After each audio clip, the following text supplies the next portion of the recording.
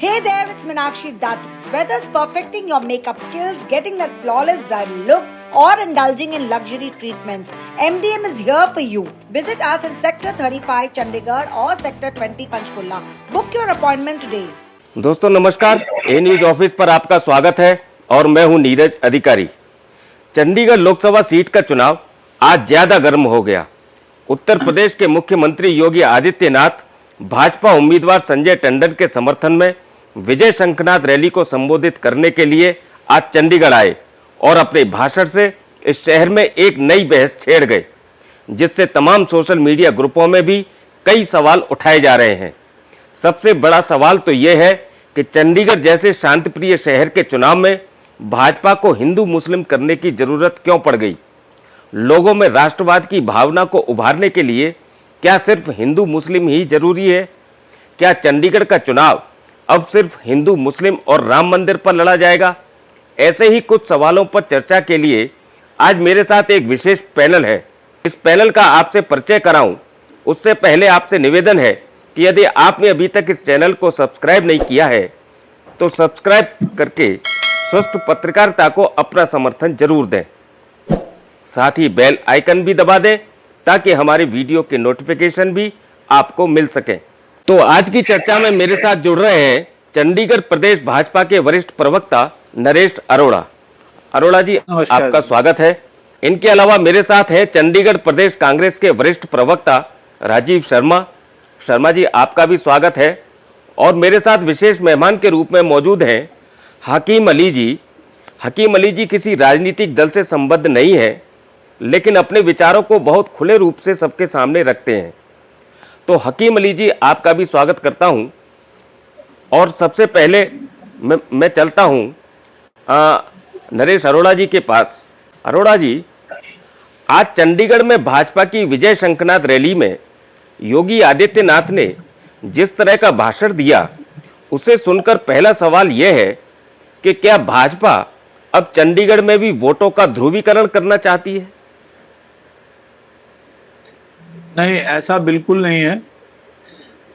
पर क्या राम मंदिर की बात करना ध्रुवीकरण है क्या? मैं ये विचार सबको देना चाहता हूं। और दूसरा, भाजपा सबका साथ सबका विकास के नारे पे काम करने वाली पार्टी है। अक्सर मोदी जी भी इस चीज पे बात करते हैं और भारतीय जनता पार्टी द्वारा शासित जो सरकार है उसने कभी भी कोई ऐसा काम नहीं किया, कोई ऐसा बयान नहीं दिया जैसे सरदार मनमोहन सिंह जी ने अपने भाषणों में कहा, जैसे इंडिया अलायंस के अपना लालू यादव जी ने बयान दिया। चर्चा उन पे होनी चाहिए। मुझे नहीं लगता कि योगी जी ने कोई ऐसा बयान दिया जिससे हिंदू मुस्लिम हो। हाँ, विचार ये करना चाहिए, आपको सवाल ये करना चाहिए था, अगर राम मंदिर पे बात कर रहे हैं तो राम मंदिर पे बात क्यों ना की जाए। राम मंदिर 500 सालों बाद इस देश को कुर्बानियों के बाद मिला है। हिंदुस्तान में अगर राम मंदिर बना है तो ये सवाल की बात नहीं है, ये शाबाशी की बात है। कई संघर्षों के बाद और कई कुर्बानियों के बाद हिंदुस्तान को, ये हिंदुओं को ये मंदिर मिला भाई साहब। तो और योगी जी ने आतंकवाद पे भी बात की, अराजकता पे भी बात की। तो बात तो, सवाल तो ये विपक्ष की तरफ बनता भाई साहब। और मुझे लगता है कि इस राम मंदिर के सवाल पे ना आम जन से भी पूछना चाहिए। 22 जनवरी को अभी राम मंदिर का उद्घाटन हुआ था, पूरा देश राममय था। ये जन जन में खुशी है इस चीज की भाई साहब। और हम इस चीज को मुद्दा नहीं बना रहे हैं और इसको और भी किसी को मुद्दा नहीं बनाना चाहिए। अगर वो बनाएंगे तो ये उनके लिए नुकसान रहेगा, क्योंकि देश की जनता राम मंदिर चाहती थी। अरोड़ा जी, चंडीगढ़ में मुस्लिम वोटर कितने हैं? मुस्लिम वोटर के हिसाब से हमने भाई साहब कभी क्षेत्र को देखा नहीं है, ना हिंदू वोटर के हिसाब से देखा है। हम हिंदू मुस्लिम की राजनीति करते ही नहीं है, इसलिए वो गुणा भाग हम करते नहीं है जी। नहीं तो आज चंडीगढ़ में जब योगी आदित्यनाथ आए तो उन्होंने कहा कि कांग्रेस अगर सत्ता में आई तो वो मुसलमानों को, आपके बुजुर्गों की, पूर्वजों की आधी संपत्ति बांट देगी और मुसलमानों को लेकर योगी, वो उन्होंने, ये नीरज जी, ये योगी जी का बयान नहीं है। योगी जी ने उस बयान के ऊपर बात की है जो सैम उस बयान का पित्रोदा ने जिक्र बोला। किया है उन्होंने, उस हाँ, बयान का जिक्र किया है उन्होंने। जो सैम पित्रोदा ने बात की है, क्या उस पे बात करना ठीक नहीं है? योगी जी ने बात की है, जो लालू प्रसाद यादव ने बात की है कि इस पे पहला अधिकार मुसलमानों का है, क्या उसका जवाब देना ठीक नहीं है? योगी जी ने बात की है तो मनमोहन सिंह जी ने जो एक समय कहा था कि देश की हर संपत्ति पे पहला अधिकार मुसलमानों का है, क्या उसका जवाब देना उचित नहीं है? पर कहीं आप ये बताइए कि उन्होंने कहा हो कि देश की संपत्ति के ऊपर पहला अधिकार हिंदुओं का है। क्या नरेंद्र मोदी जी ने सबका साथ सबका विकास वाली बात नहीं की? क्या अगर गांव में टॉयलेट्स बने हैं तो वो मुसलमानों के लिए भी नहीं बने, हर जात बिरादरी के लिए नहीं बने? क्या अगर आज राशन मिल रहा है तो वो जात बिरादरी समाज देख के मिल रहा है? क्या अगर आज आयुष्मान का अगर फैसिलिटी मिल रही है वो समाज के तरफ से देख के या जात बिरादरी देख के मिल रही है? क्या अगर घर बनाने के लिए पैसा मिला है वहां पे कुछ देख के मिला है? क्या ये अगर आज सड़कें बनी है तो ये देख के बनी है कि ये मुसलमानों के गांव है? ऐसा बिल्कुल नहीं है। मोदी जी की नेतृत्व वाली सरकार सारे समाज के लिए काम करती है। हाँ, परंतु विपक्ष अगर ऐसी बात करेगा तो हमें जनता को जागरूक करना पड़ेगा। और ये बात मेरे मुसलमान भाइयों को भी समझनी चाहिए कि देश तोड़ने वालों के साथ नहीं रहना, हम सब इकट्ठे मिलकर चलेंगे तो देश तब तरक्की करेगा।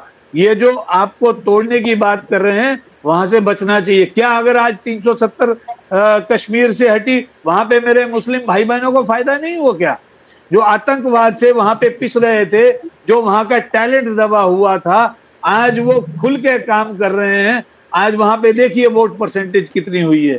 तो क्या वहां मेरे मुसलमान भाइयों का फायदा नहीं हुआ क्या? तो ये समाज के जोड़ने की बात है नीरज जी। उन्होंने कहीं नहीं कहा कि हिंदुओं को इकट्ठे करो या हिंदू की वोट डालो या सारा जो पहला अधिकार है वो हिंदुओं का है। राजीव जी, मैं आपके पास आता हूं। अरोड़ा जी ने इस पूरे मामले में सारा ठीक रहा विपक्ष के सिर फोड़ा है। उनका कहना है कि विपक्ष अगर ऐसी बातें करेगा, हिंदुओं और मुसलमानों के बीच दूरियां पैदा करने की कोशिश करेगा, तब इस तरीके की बातें भाजपा के नेताओं को कहनी पड़ेंगी। देखिए, बड़े दुर्भाग्य की बात है कि इस देश में झूठ भ्रम फैलाया जा रहा है और देश को गुमराह करने की कोशिश हो रही है। और भी दुर्भाग्यपूर्ण बात है कि मेरे देश के प्रधानमंत्री ये काम उनकी तरफ से पहले हो रहा है और उनके नीचे जो बाकी नेता हैं बीजेपी के, वो भी देश में भ्रम झूठ ये फैलाने की बात कर रहे हैं। सबसे पहले मैं क्रमवार जवाब देना चाहूँगा। राम मंदिर की बात करी हमारे भाजपा के प्रवक्ता ने। राम मंदिर, राम भगवान जो हैं वो हिंदुओं के आराध्य देवता हैं, भगवान हैं। मुसलमान, क्रिश्चियन, सिख सबके आराध्य हैं। हम सब श्रद्धा पूर्वक उनकी पूजा करते हैं। लेकिन बीजेपी राजीव जी टोकू, आपने काल्पनिक कहा था, कांग्रेस ने काल्पनिक कहा है। जवाब दीजिए, बीच में बिल्कुल डिस्टर्ब ना करिए। कहीं देख लो आपको भारी ना पड़ जाए ये बोलना। मेरे को आप मेरी चिंता मत करिए, मैं बोल रहा हूँ, ठीक है। आप तो ये तो धमकी आप देते हो भारी पड़ेगा आप पे, लेकिन हम सच कांग्रेस की तरफ से सर, कांग्रेस की तरफ से हम तो स्वागत कर रहे हैं आपके इस बयान का। कांग्रेस वही, मैं कांग्रेस का प्रवक्ता हूँ और जो कांग्रेस बोलना चाहती है वही मैं बोल रहा हूँ आपके सामने। तो भगवान राम सबके आराध्य हैं, लेकिन जो भाजपा ने भगवान राम के नाम पे वोट मांगने की राजनीति शुरू करी है और वो अपने आप को भगवान राम के एक ठेकेदार बनने की कोशिश कर रहे हैं, और जो कुछ बहुत खराब बात है, बहुत गलत बात है, और उससे हमारी भावनाएं आहत हो रही हैं। एक हिंदू की तरह मेरी भावनाएं आहत हो रही हैं, क्योंकि आज भाजपा भगवान राम के नाम पे ठेकेदारी कर रही है, भगवान राम का नाम राजनीतिकरण कर रही है, और भगवान राम के नाम पे वो कमर्शियलाइजेशन भी कर रही है। वहाँ राम मंदिर की भूमि किस तरह इन्होंने खरीदो फरोख्त की है वो सारी दुनिया जानती है। दूसरी बात, मैं हिंदू धर्म का हूँ, मैं वेदों की पूजा करता हूँ। मैं हिंदू धर्म के जो 4 महान गुरु हैं हमारे शंकराचार्य, उनको मैं श्रद्धा से पूछता हूँ, भाजपा ने हिंदू धर्म के गुरुओं का अपमान करने की बात करी है।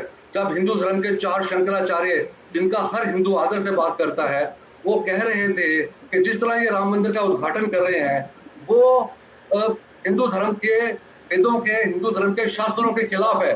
और उन्होंने यहाँ तक कहा कि आप ये काम मत करिए, हिंदुस्तान पे कोई ना कोई विपत्ति आ सकती है जो आप काम ये कर रहे हो, कि अशुभ काम आप कर रहे हो। तो हम किसको माने? हिंदू धर्म के सबसे बड़े जो है गुरु हैं वो श्रद्धेय शंकराचार्य जी है। हम मोदी सरकार हमारी गुरु नहीं है। मोदी सरकार को कोई हक नहीं है कि हिंदू धर्म के बारे में इंटरफेयर करे या कोई बात करे। हमारी भगवान राम से सीधी बात है, हम वो हमारे भगवान है, हम घर में बैठ के उनकी पूजा करते हैं, ठेकेदार बीच में कहां से आ गए? एक बात तो ये है। और ये उनके नाम पे आज भी वोट मांग रहे हैं, उनके नाम पे आज भी सांप्रदायिक सद्भाव को खराब करने की कोशिश कर रहे हैं। शर्म की बात है। प्रधानमंत्री कर रहे हैं, जो मुख्यमंत्री कर रहे हैं, वो हमारे प्रधानमंत्री, हमारे मुख्यमंत्री हैं। ये बात सोचते हुए मैं शर्मिंदा हूँ। भारत का नागरिक होने के कारण मैं शर्मिंदा हूँ, एज ए हिंदू मैं शर्मिंदा हूँ, एज ए राम भक्त मैं शर्मिंदा हूँ। उनकी बातें सुन के जिस तरह वो राम बड़े शर्म की बात है। आप हिंदू होने के बाद शर्मिंदा होने की बात कर रहे हैं राम मंदिर पे। मुझे शर्म, आप सच में कांग्रेसी हैं, आप सच में कांग्रेसी हैं। जिस दिन भूमि पूजन हुआ, कांग्रेस उस दिन काले कपड़े पहन के संसद में गई थी। आप सच में कांग्रेसी हैं। ये कांग्रेस को शर्म आनी चाहिए। राम, अरे ये सबूत है। संसद में आपने राम को काल्पनिक बोला था। आप सच में कांग्रेसी हैं। आप कह रहे हैं आपको राम मंदिर में शर्म आ रही है, और ये बयान आपका मैं सबको सुनाऊंगा। ये नीरज जी बयान मेरे को देना, मैं सबको सुनाऊंगा कि इन्होंने कहा कि मेरे को शर्मिंदगी है। आपको राम मंदिर में शर्मिंदगी है, मुझे आपके हिंदू होने में शर्मिंदगी है। आप जैसे हिंदुओं के कारण ही 500-550 साल हिंदू मंदिर, राम मंदिर नहीं बन पाया और हिंदुओं का डर संहार हुआ। मैं प्रधानमंत्री, आप लोगों ने ही हिंदुओं को मारा है वहां पे। शहादत आपके कारण हुई है, शहीद हुए हैं वहां पे। आप ही लोगों ने गोलियां चलवाई हैं। एक मिनट नरेश अरोड़ा जी, मैं आता हूँ आपके पास। राम मंदिर के खिलाफ मैं नहीं बोलने दूंगा। राम मंदिर के लिए कोई गलत शब्द इस्तेमाल होगा तो मैं कोई डिबेट नहीं, मैं इसी तरीके से बोलूंगा।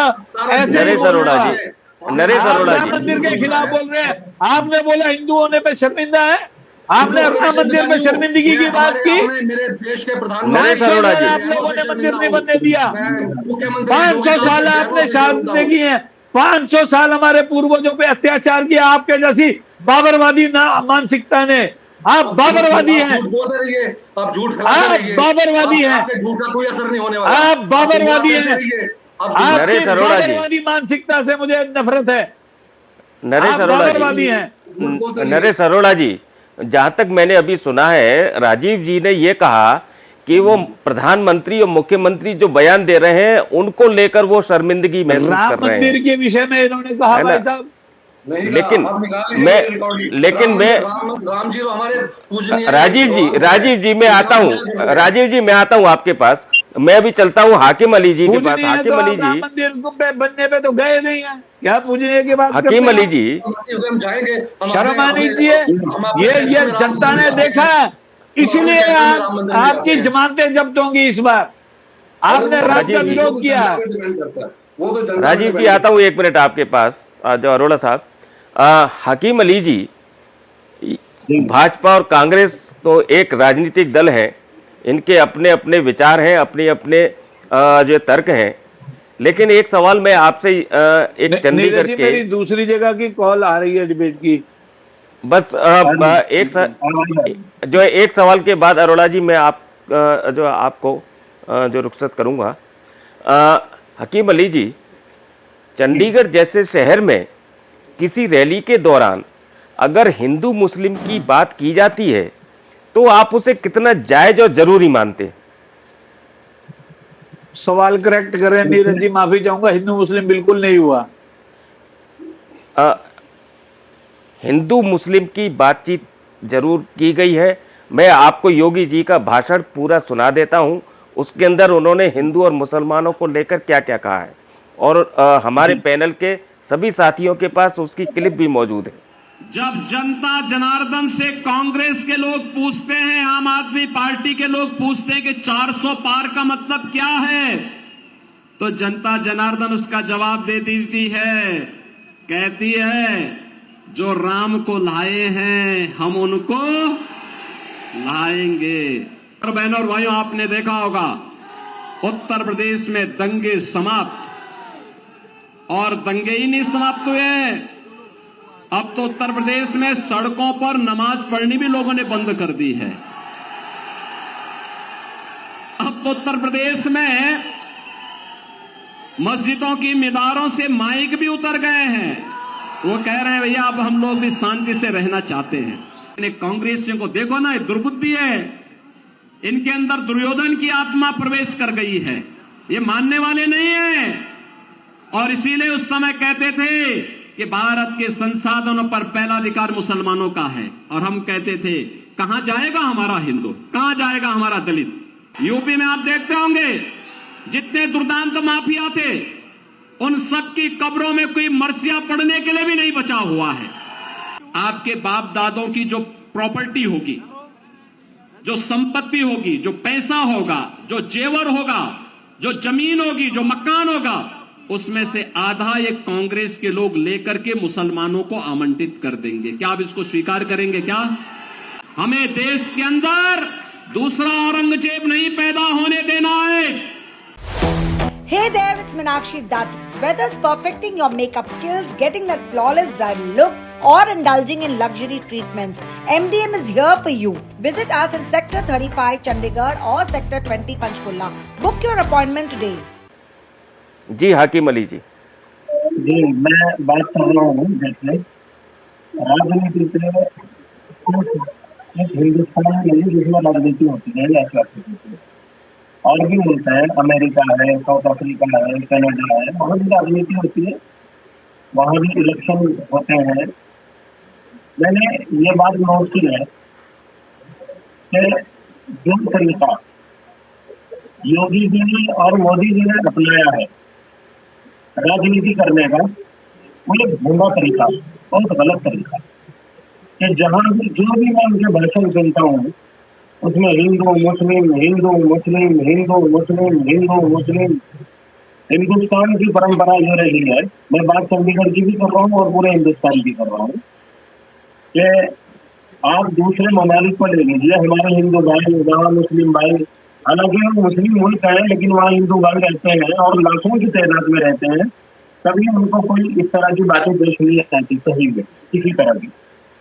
भाईजान बार मुल्क में 16 लाख हमारे हिंदू भाई रहते हैं, और यहाँ हिंदुस्तान में अगर ये बात की जाए कि भाई मोदी जी तो सिर्फ विकास की बात करते हैं और सबके साथ की बात करते हैं, सबका साथ सबका विकास, तो मेरा भाई सवाल में एक राजनीतिक तौर पर भी मैं एक व्यक्तिगत रूप से मैं यह सवाल करना चाहता हूँ। हमारे भाई हैं, किसी के दिल को ठेस पहुंचाना बिल्कुल मत, न मैं राजनीतिक आदमी, पहली बात तो ये सुन लीजिए। मेरा सवाल यह है कि लोकसभा का इलेक्शन ये हुआ है, इसमें मोदी जी ने, योगी जी ने कितने मुसलमानों को भारतीय जनता पार्टी ने लोकसभा के चुनाव के लिए टिकट दिया है, आप बता दीजिए मुझे। तो सबका साथ सबका विकास ये महज एक जुमला है, इसके अलावा इससे ये लोग खड़े नहीं रहे। देखिए भाई, और दूसरी बात, जो तरीका यहाँ सियासत का मोदी जी ने योगी जी ने अपनाया है वो और मुल्कों में भी, अमेरिका में भी, खुला में भी, और साउथ अफ्रीका में, कनाडा में, जहाँ भी इलेक्शन होते हैं, आप यकीन मानिए उठाकर देख लीजिए उनकी वीडियो, उनकी मीडिया, कहीं पर भी कोई सियासी आदमी हिंदू मुस्लिम नहीं, हालांकि वहाँ भी हिंदू रहते हैं, मुसलमान भाई रहते हैं, ठीक है। ये होता है तो सिर्फ हमारे यहाँ, और ये सिर्फ चंद लोग हैं, मुस्लिम लोग, जो एक मुल्क में आग लगाना चाहते हैं, मैं नाम नहीं लेना चाहता, वो होंगे हम में से भी, होंगे आप में से भी, होंगे उस पार्टी में से भी, होंगे इस पार्टी में से। मैं जरूरी बात कर रहा हूँ, किसी की तरफ निशाना नहीं कर रहा, समझिए। तो अब राम मंदिर की बात ले लीजिए, हम राम मंदिर के मुखालिफ नहीं है, नहीं मेरे भाई, हम तो चाहते हैं एक और राम मंदिर बने। हमें क्या जाता है, यहाँ मस्जिदें भी है, यहाँ क्रिश्चियन लोग अपना जो है गिरजाघर बनाते हैं, और हमारे सिख भाई गुरुद्वारे बनाते हैं, तो अगर हिंदू भाई मंदिर बनाते हैं तो इसमें क्या हर्ज की बात है? कौन मना करता है? किसी एक मुसलमान का मुझे एक वीडियो क्लिप दिखाई दीजिए जिसने ये कहा हो कि हिंदुस्तान में मंदिर नहीं बनना चाहिए। तो खिलाफ क्यों ये बात लोग? खिलाफ है तरीके के खिलाफ है, मंदिर बनाने के खिलाफ। समझ में नहीं? तो ऐसा नहीं है। हम भी चाहते हैं कि मोदी जी, योगी जी, गोला जी एक मोहब्बत का पैगाम दे मुसलमानों को, और ये सबका समाज सबका विकास वाली जो बात है, तो लोकसभा में टिकट देना चाहिए था मुसलमानों को। पीछे विधानसभा की इलेक्शन थी, मैं जाता हूँ जिला हरिद्वार में भी, वहाँ पुष्कर सिंह धामी जी हमारे मुख्यमंत्री जी हैं, और यूपी में हमारे योगी आदित्यनाथ जी मुख्यमंत्री जी हैं। मैं बहुत ही अदब के साथ उनसे कहता हूँ, और भारतीय जनता पार्टी के हमारे जो भाई बैठे हैं प्रवक्ता, उनसे भी मेरा ये कॉल है कि ये सबका साथ सबका विकास वाली बात कहाँ गई जब इनको टिकट नहीं मिले? आप इनको टिकट देते। रही बात राशन की, राशन में कोई दो राय नहीं है, इसमें कोई हिंदू मुस्लिम नहीं हो, जो बात है दोस्तों भाई सबको लाइन में लगाना यार। तो उसमें हिंदू भाइयों को भी राशन मिला है, मुसलमानों को भी, सिख को भी, सबको राशन मिला है, नहीं बात कह रहा। लेकिन मैं ये बात कहता हूँ, हमें जो एतराज है मुसलमान कम्युनिटी को, वो एतराज इस बात पर है कि ये राजनीति के तरीके से नहीं है, हिंदू मुस्लिम। आखिर उन लोग को ले जाना कहाँ चाहते हैं भाई? कहाँ ले जाना चाहते हैं? मोदी जी के जितने भाषण है, आप एक भी भाषण उठा लीजिए, उस एक भी भाषण में सिवाय हिंदू मुस्लिम के कोई बात नहीं। अरे भाई विकास की बात कीजिए। आग को आग से नहीं बुझाया जा सकता, कभी भी आग को पानी से बुझाया जा सकता है। अगर कोई मुसलमान नफरत की बात करता है, मोदी जी हमारे प्रधानमंत्री हैं, योगी जी हमारे मुख्यमंत्री जी हैं, तो उनको चाहिए ऐसा मोहब्बत का पैगाम दे कि मुसलमान भी खुद कहे कि हाँ वाकई हमारे मुख्यमंत्री जी ने बहुत अच्छा काम किया है, बहुत अच्छी बात की है। मेरे भाई बच्चा भी खड़ा होकर कहे कि योगी जी ने सही बात की है, बूढ़ा भी कहे, औरत भी कहे, मर्द भी कहे, हर की आवाज ले कि ये लोग मोहब्बत का पैगाम देना चाहते हैं, लेकिन नहीं कर रहे ये काम।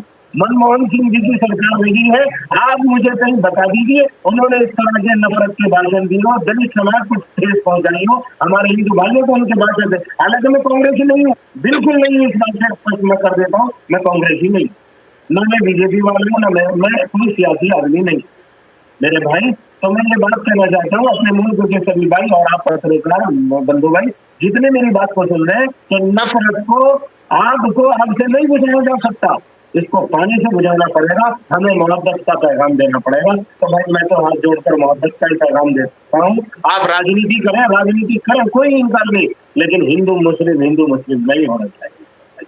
तो मैं तो बस इतनी बात कीजिएगा। अभी नरेश अरोड़ा जी जो भाजपा के प्रवक्ता थे, उनको कहीं जाना था तो वो इजाज़त लेके निकल गए हैं। तो उनके सवाल को छोड़ते हुए मैं सीधा राजीव जी के पास आता हूं। राजीव जी, आज योगी जी ने मनीष तिवारी को उड़न खटोला बताया, जो कभी यहाँ तो कभी वहाँ चुनाव लड़ने पहुँच जाते हैं, और सवाल ये उठ रहा है कि क्या मनीष तिवारी चंडीगढ़ के चुनाव के बाद चंडीगढ़ में दिखेंगे? इसका जवाब से पहले मैं एक बात कहना चाहता हूं कि भाजपा के प्रवक्ता अरोड़ा जी ने डॉक्टर मनमोहन सिंह के स्टेटमेंट्स को तोड़ मरोड़ के गलत ढंग से आपके चैनल पे बोला है। मैं उनका अभी जवाब नहीं दूंगा क्योंकि वो यहाँ पे नहीं है, लेकिन जो उन्होंने बोला है तो मैं उनकी तो जो भी उन्होंने स्टेटमेंट्स दी हैं डॉक्टर मनमोहन सिंह के बारे में और कांग्रेसी नेताओं के बारे में या कांग्रेस के जो काम किया है पीछे उनके बारे में, वो झूठ है, गलत है। लेकिन मैं उनका जवाब नहीं दे रहा क्योंकि वो यहाँ पे नहीं है, उसमें मेरा विरोध दर्ज समझा जाए। जहाँ तक सवाल है अपने योगी जी का, हमारे जो माननीय कैंडिडेट हैं मनीष तिवारी, उनको बोलने का, ये भाजपा में एक बीमारी लगी है पिछले, खास तौर पे पिछले 10-12 सालों में, कि अपने विरोधियों का अलग अलग नाम से बुलाना, उनकी इज्जत नहीं करना और उनका उपहास उड़ाना। तो वो उनके लिए कोई अच्छे शब्द भी इस्तेमाल कर सकते थे, क्योंकि आप मतलब सभी हमारे इलेक्शन लड़ रहे हैं और एक जना जीतेगा, बाकी जाने नहीं जीतेंगे, लेकिन सभी सम्मानीय व्यक्ति हैं। और ये जो मर्यादा है शब्दों की, इसका जो सबको ध्यान रखना चाहिए, और खास तौर पे वो जो बड़े बड़े पदों पे बैठे हैं।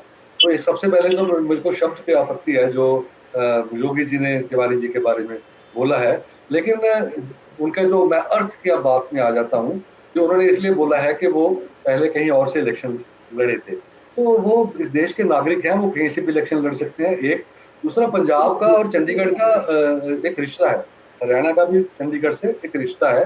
ये तीनों सूबे, अब जैसे हम चंडीगढ़ पंचकुला मोहाली को ट्राई सिटी बोल देते हैं, ट्राई सिटी का कल्चर बनता जा रहा है, तो ये तो आपस में मिलने जुलने की बात हो गई है। दूसरी बात यह है कि मनीष तिवारी जी चंडीगढ़ से बहुत सालों से लड़ना चाहते थे, क्योंकि वो यहाँ पे पैदा हुए हैं, यहाँ की गलियों में खेले हैं, यहाँ के स्कूल में पढ़े हैं, यहाँ के कॉलेज में पढ़े हैं, अपनी राजनीति उन्होंने यहाँ से शुरू करी है, स्टूडेंट लाइफ से। तो उसके बाद उनके पिताजी की शहादत हुई जब चंडीगढ़ में, उसके बाद किसी वजह से कुछ देर के लिए वो दिल्ली चले गए, तो वहां पढ़ने लग गए। तो लेकिन वो चंडीगढ़ निवासी हैं, तो पंजाब चंडीगढ़ से वो लड़ना चाहते थे, लेकिन चंडीगढ़ से वो इसलिए नहीं लड़ पाए क्योंकि चंडीगढ़ में कांग्रेस के बहुत कद्दावर नेता पहले से मौजूद थे, जो बहुत पहले से यहाँ चुनाव लड़ रहे थे। तो अब एक चंडीगढ़ शहर में एक ही मेंबर पार्लियामेंट को टिकट मिलेगा ना, दो को तो मिल नहीं सकता, क्योंकि सीट ही एक है। तो उन्होंने अपने लिए जो पड़ोसी राज है, पड़ोसी सूबा है, पड़ोसी जिले हैं, वहां से उन्होंने चुनाव लड़ने की सोच ली। इसलिए अदरवाइज उनका मन तो हमेशा से चंडीगढ़ में था और चंडीगढ़ में रहेगा। सॉरी, उनके घर हैं चंडीगढ़ में, उनका परिवार है चंडीगढ़ में, उनके पिताजी चंडीगढ़ यूनिवर्सिटी, पंजाब यूनिवर्सिटी में, चंडीगढ़ में बहुत बड़े प्रोफेसर थे, और उनका पंजाबियत के कल्चर को बढ़ाने में बहुत योगदान रहा है। उनके माताजी ने पीजीआई में एज ए डॉक्टर और बाद में एज ए डीन रिटायर हुई हैं, बहुत सेवा की है लोगों की। ये परिवार चंडीगढ़ से बहुत से सालों से जुड़ा हुआ है। तो योगी जी का ऐसा कहना एक दर्शाता है कि बीजेपी के पास चंडीगढ़ में कोई मुद्दा नहीं बचा है, ये ऐसी फालतू बातें करते हैं, और इनके मुद्दे की हवा, इस मुद्दे की हवा तो किरण खेर पहले निकाल चुकी है। उन्होंने खुद कहा कि मनीष तिवारी चंडीगढ़ का बेटा है। तो अपने भाजपा नेताओं की जो ये मुद्दा है, इनको अब नहीं उठाना चाहिए, ये बहुत तर्क संगत नहीं है और उनके मुंह से शोभा नहीं देता अब ये मुद्दा दोबारा उठाना, क्योंकि दो बातें, एक तो मनीष तिवारी जी का जो पिछला पास्ट रिकॉर्ड है कि वो चंडीगढ़ के हैं, दूसरा उनके अपने जो अभी सिटिंग एमपी हैं, उनके द्वारा ये कहा जाना कि वो चंडीगढ़ के बेटे हैं मनीष जी। तो अभी इस बात का कोई मतलब नहीं है।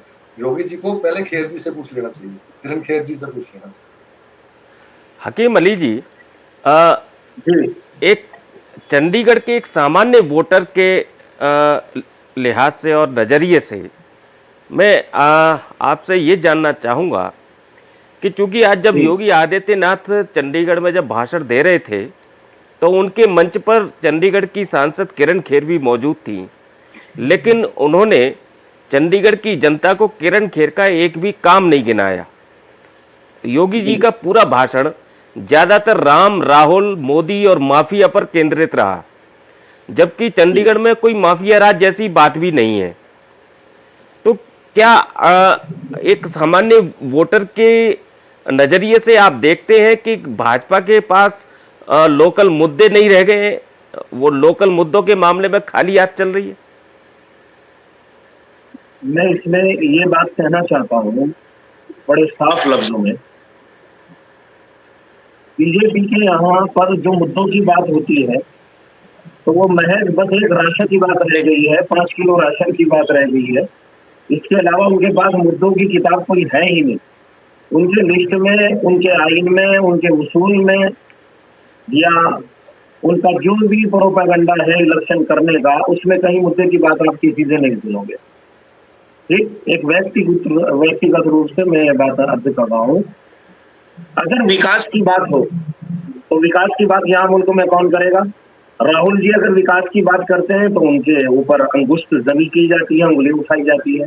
अगर मनीष तिवारी जी आज आए हैं, विकास की बात कर रहे हैं, देखिए मनीष तिवारी जी ने अब तक अपनी भाषाओं में जहां भी कहीं उनके प्रोग्राम हुए, उन्होंने कहीं हिंदू मुस्लिम की बात नहीं की। कितने भी प्रोग्राम है उठा के देख लीजिए। मैं ये नहीं कह रहा हूँ मैं उनके फेवर में हूँ, नहीं, मैं ये बात अर्ज कर रहा हूँ, ये बहुत अच्छा पैगाम है। यहाँ ये चंडीगढ़ जैसा शहर या पंजाब जैसा शहर, ये ऐसी जगह है, यहाँ तो भाई साहब जानवर के दिल को भी तकलीफ नहीं पहुंचाना चाहते। हिंदू मुस्लिम कर इंसानों को तकलीफ पहुंचाने वाली बात तो बहुत दूर की बात है। तो ये लोग आए हैं जो अपनी सियासी रोटियां फेंकना चाहते हैं, और ये एक बरसात जैसे होती है, उसमें कुछ चीजें बाहर निकल आती है। तो बस ये हिंदू मुस्लिम इलेक्शन के टाइम पे इनके होता है। उसके बाद 5 साल तक यहाँ कोई विकास की बात करने के लिए कोई तैयार नहीं है। यूपी का आप हाल ही लीजिए, जहाँ से आए हैं योगी आदित्यनाथ जी, जहाँ से आए हैं, खुलेआम वहाँ गुंडागर्दी चल रही है, आज भी गुंडागर्दी चल रही है मेरे भाई वहाँ। और जहाँ जहाँ भी इनकी सरकारें आप देख लीजिए, क्या सुधार है वहां पर, कौन से कॉलेज इन्होंने बनाए। बात मैं किसी और की बात है, ये जबान मेरी है कि लिखा हुआ था, मैंने देखा है एक जगह कि अगर कांग्रेस सरकार यहाँ पर ये स्कूल और कॉलेजेस ना बनाती तो इनको तो कहीं चुनाव कराने की जगह भी ना मिलती। भाई साहब, ये जो कुछ दिया हुआ है यहाँ कांग्रेस की देन है। ये बात मैं अपनी व्यक्तिगत रूप से कह रहा हूँ, किसी पार्टी की बिना पे नहीं, ना मेरा किसी पार्टी से ताल्लुक है। तो याद कीजिए, मैं कहता हूँ ये वीडियो सब आपके माध्यम से भाईजान ये सब के पास जाएगी, सब सुनेंगे। उन दिनों को याद कीजिए जब हिंदुस्तान में यहाँ पर सबसे पहले ये हवाई जहाज देने वाले कौन है, यही है कांग्रेस पार्टी। इन्होंने मुल्क को सब कुछ दिया। हॉस्पिटल, आज बड़े बड़े हॉस्पिटल थे जिनके अंदर हम फौरन से लेके चले जाते, 1 रुपए की पर्ची बनती है, ये किसकी देन है, ये कांग्रेस की देन है। पेट्रोल का दाम देख लीजिए क्या था जब कांग्रेस की सरकार थी, सब लोग खुशहाल थे, छोटे छोटे बच्चे खुशहाल थे। ऐसी आग लगी हमारे मुल्क में, ऐसी आग लगी, ऐसी नजर लगी जिनकी नीयत खराब है उनकी, कि उन्होंने सब कुछ मुल्क से लूट लिया है मेरे भाई। नफरत सबसे ज्यादा अगर दिलों को ठेस पहुंची है और हिंदुस्तान को नुकसान पहुंचा है। मैं राजीव जी के पास आता हूं, जो लगता है कि उनसे हमारा संपर्क अभी टूट गया है। राजीव जी, योगी आदित्यनाथ ने आज एक बात और कही कि अब पूरे देश में जो लोकसभा का चुनाव है ये राम मंदिर के मुद्दे के इर्द गिर्द ही चल रहा है, और उन्होंने एक बार नहीं 2 बार 3 बार इस चीज़ को दोहराया। क्या अब आपको लगता है कि अब चंडीगढ़ में भी ये लोकसभा चुनाव पूरी तरह राम मंदिर के इर्द गिर्द ही रहेगा? मैं कभी योगी जी की जो आज दशा थी वो थोड़ी सी समझ सकता हूँ। पहली बात तो चंडीगढ़ में पिछले 10 साल में भाजपा प्रशासन ने, भाजपा के मेंबर पार्लियामेंट ने, भाजपा नगर निगम ने क्या क्या किया, उनके पास बताने के लिए कुछ नहीं था। भाजपा के स्थानीय नेताओं के पास भी बताने के लिए कुछ नहीं था। अगर वो बताते तो अपने ही लोगों की, अपने ही सरकार की पोल खोलते, क्योंकि जो कुछ हुआ है पिछले 10 साल में चंडीगढ़ में वो अच्छा नहीं हुआ है, खराब ही हुआ है। चंडीगढ़ की बर्बादी हुई है, दुर्दशा की गई है, भ्रष्टाचार हुआ है। ये तो वो क्या बोलते, उनके पास ज्यादा कोई ऑप्शन नहीं थी। फिर वो अपने यूपी के बखान कर सकते थे कुछ कि मैंने यूपी में ये किया, वो भी नहीं कर सकते थे। अब देखिए 2014 से 19 तक पहले 5 साल में 20,000 करोड़ रुपया इन्होंने गंगा साफ करने, गंगा जो नदी है, जो हमारी पवित्र नदी है, उसको साफ करने के लिए इन्होंने लगाया। उसके बाद का डेटा मेरे पास नहीं है, लेकिन उसके बाद भी इन्होंने काफी पैसा लगाया होगा, करीब इतना ही है, इससे थोड़ा बहुत कम ज्यादा। तो 30, 35, 40 हजार करोड़ रुपया लगा के अब देखिए गंगा जी की क्या साफ सफाई हो गई है, क्या गंगा जी का पानी निर्मल है? गंगा जी तो आज भी उतने ही मैली हैं, उतनी दूषित हैं जितनी 10 साल पहले थी। वो पैसा कहाँ गया? तो ये क्या योगी साहब क्या ये चीज बताते? योगी साहब क्या ये बताते कि जहां तक पंजाब और बाकी सूबे 385-90 रुपए प्रति क्विंटल गन्ना की कीमत दे रहे हैं, तो यूपी में ये 360-50 के आसपास चल रहा है, और वो भी उनको कीमत नहीं दी जा रही। कई हजार करोड़ रुपया गन्ना वासियों, गन्ना के किसानों को बकाया पड़ा है, और वो दर दर भटक रहे हैं कि हमारा पैसा तो हमें दे दीजिए। क्या वो ये बताते कि कोविड में कैसे जो है इंसानों की लाशें नदियों में बही जाती थी, कैसे इंसानों की लाशें नदी तटों पे दबाई गई थी और वो बह बह के जा रही थी, बहुत सी बिहार में चलेगी, आगे चलेगी, और कैसे जानवर, मछलियां उन लाशों को खाती थी। इनकी सरकार से एक ऐसा इंतजाम नहीं हो सका कि वो मरने के बाद भी आदमी का ढंग से कोई संस्कार कर सके। क्या वो ये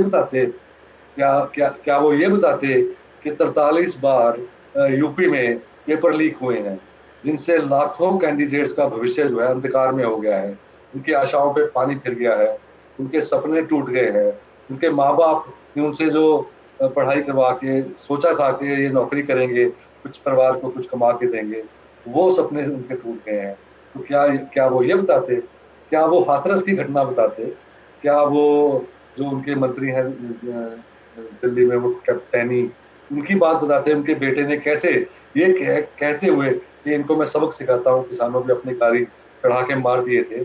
क्या वो दूसरी जो घटनाएं हुई हैं कुलदीप सेंगर के बारे में बात करते, क्या वो यूपी के जो युवा हैं वो दर दर भटक रहे हैं नौकरी को, और यूपी देश में बेरोजगारी में सबसे ऊपर स्थान रख रही है, ये बताते, वो क्या बोलते।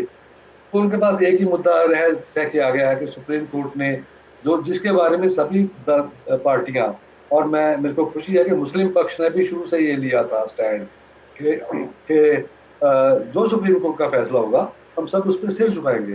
बड़ी अच्छी बात है। इस तरह ही कांग्रेस पार्टी का भी यही था कि सुप्रीम कोर्ट का जो फैसला होगा वो उसके सामने कांग्रेस पार्टी भी सिर झुकाएगी, देश की जनता भी सिर झुकाएगी। सुप्रीम कोर्ट हमारे माननीय है, तो जो सुप्रीम कोर्ट ने फैसला कर दिया उसके साथ आगे सब नतमस्तक है। तो ये कहाँ से ठेकेदार बन गए, ये कहाँ से बीच में आ गए कि समाज में। और चंडीगढ़ जैसा शहर जहाँ के कभी भी सांप्रदायिक घटना नहीं होती, सब लोग एक दूसरे के साथ मिल बैठ के प्यार से रहते हैं, और कोई भी, ये एक मिसाल है भारत के सामने, दुनिया के सामने, कि कैसे अलग अलग तरह के लोग, अलग अलग धर्मों के लोग, अलग अलग जातियों के लोग, अलग अलग रीजन से, क्षेत्रों से आए लोग यहाँ इकट्ठे रहते हैं। तो यहाँ भी आके ये फर्क डालने की कोशिश कर रहे हैं, ये बड़ी बड़ी बड़ी दुर्भाग्यपूर्ण बात है। तो ऐसा नहीं करना चाहिए। Hey there, it's Meenakshi Datu. Whether it's perfecting your makeup skills, getting that flawless bridal look, or indulging in luxury treatments, MDM is here for you. Visit us in Sector 35 Chandigarh or Sector 20 Panchkulla. Book your appointment today. Yogi ji कुछ कहे न कहे, लेकिन एक बात और योगी जी कह गए हैं, राजीव जी, कि कांग्रेस सत्ता में आई तो विरासत टैक्स लगाएगी और कांग्रेस की नजर अब लोगों की संपत्ति पर है।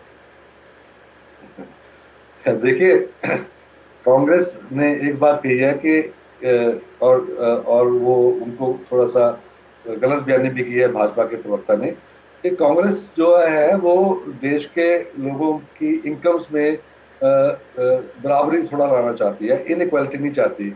आज देश के 1 करोड़ लोग, 1% लोगों के पास देश की 50% संपत्ति है, और इतनी इनइक्वालिटी बढ़ी है पिछले 10-12 सालों में कि आज भारत जो इनकम इनइक्वालिटी के पैमाने पे दुनिया के सबसे खराब देशों में आ रहा है।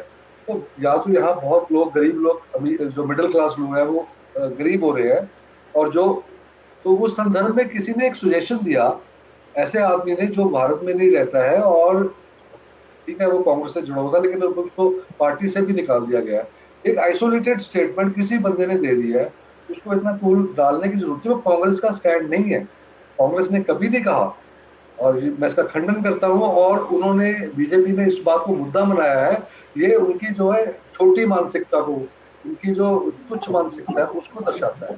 उनको ये मुद्दा नहीं बनाना चाहिए। कांग्रेस के किसी भी जो इम्पोर्टेंट जो भारत में रहते हैं पदाधिकारी या ये बात नहीं कही। विरासत टैक्स कोई बुरा टैक्स नहीं है, मैं नहीं कह सकता, लेकिन कांग्रेस का कोई प्रोग्राम नहीं है उसको लाने का। विरासत टैक्स का भी लगता था पहले, लेकिन कांग्रेस ने उसको हटाया, कांग्रेस पार्टी ने उसको हटाया। तो कांग्रेस पार्टी का कोई ऐसा विचार है कि उसको दोबारा लाया जाएगा? मेरी समझ में तो ऐसा नहीं है, कभी चर्चा भी नहीं हुई पार्टी के किसी भी फोरम पे। अब आप किसी से एक बयान दिलवा दो या किसी एक बोल दो और उसको मुद्दा बनाने की कोशिश करो, ये भी भाजपा का जो है वो सस्तापन दर्शाता है कि उनके पास मुद्दे नहीं है और वो मुद्दे ढूंढने की कोशिश कर रहे हैं, तलाशने की कोशिश कर रहे हैं। तो आज मेरे पास अभी इतना ही समय था। बहुत बहुत धन्यवाद। आपको भी धन्यवाद।